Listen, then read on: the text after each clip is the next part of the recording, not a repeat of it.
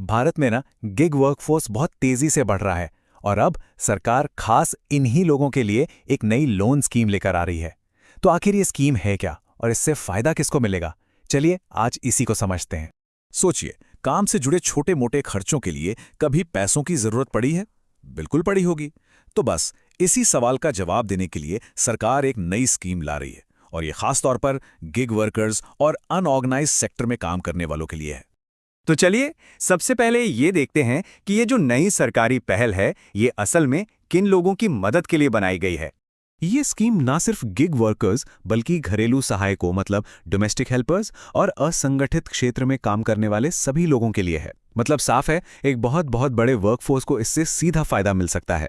तो सरकार पूरी तैयारी में है। अप्रैल 2026 से एक नई माइक्रो क्रेडिट योजना शुरू होने जा रही है। ये तारीख याद रखने वाली है क्योंकि यहीं से इस स्कीम की कह सकते हैं ऑफिशियल शुरुआत होगी। अच्छा, अब आते हैं इस स्कीम के सबसे बड़े वादे पर, मतलब वो शुरुआती फाइनेंशियल हेल्प जो वर्कर्स को मिलने वाली है। इस योजना के तहत सबसे पहले 10,000 रुपए का एक शुरुआती लोन मिलेगा।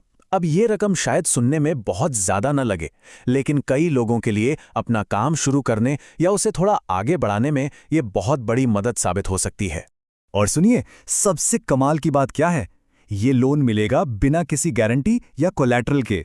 हम सब जानते हैं लोन लेने में अक्सर यही तो सबसे बड़ी रुकावट होती है, तो इस स्कीम के जरिए उसी रुकावट को हटाया जा रहा है। अच्छा, ये जो नई स्कीम है ना, इसका पूरा का पूरा मॉडल पीएम स्वनिधि योजना पर आधारित है। ये वही स्कीम है जो स्ट्रीट वेंडर्स के लिए पहले से चल रही है और काफी सक्सेसफुल भी रही है। तो इसका मतलब ये है कि सरकार एक ऐसे मॉडल पर काम कर रही है जो पहले से टेस्टेड है, प्रूवन है।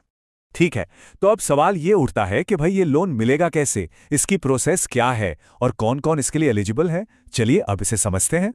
ये पूरा सिस्टम ना एक सीढ़ी की तरह काम करता है। देखिए, सबसे पहले मिलेगा 10,000 रुपए का लोन।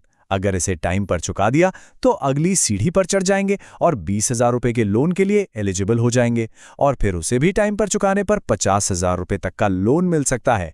मतलब ये एक तरह से जिम्मेदार रीपेमेंट को बढ़ावा देने का तरीका है। तो एलिजिबिलिटी के लिए एक छोटी सी चेकलिस्ट है। 3 मुख्य शर्तें हैं। पहली, ई श्रम पोर्टल पर रजिस्ट्रेशन होना चाहिए। दूसरी, एक सरकारी आईडी कार्ड होना चाहिए। और तीसरी, एक यूनिवर्सल अकाउंट नंबर यानी यूएएन होना चाहिए। ये जो यूएएन है, ये वर्कर्स का एक तरह से परमानेंट अकाउंट नंबर होता है जो नौकरी बदलने पर भी सेम ही रहता है।